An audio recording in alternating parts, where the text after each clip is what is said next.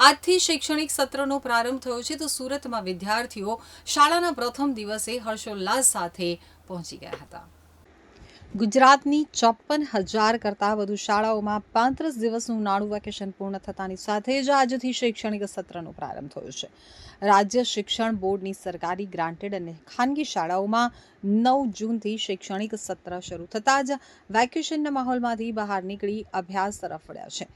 સવાર પાળીમાં મોટાભાગે માધ્યમિક અને ઉચ્ચતર માધ્યમિકની સ્કૂલો ચાલશે, જ્યારે બપોરે પ્રાથમિક માધ્યમની સ્કૂલો ચાલશે.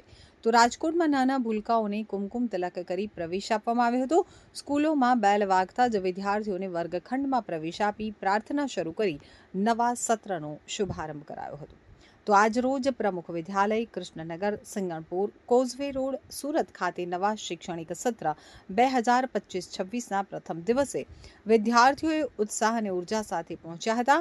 શાળાના આચાર્ય શ્રી તેજસભાઈ ઠક્કર તથા શિક્ષકગણો દ્વારા વિદ્યાર્થીઓનું ઢોલ નગારા સાથે ઉમળકાભેર સ્વાગત કરી કુમકુમ તિલક કરી પ્રવેશ અપાયો હતો.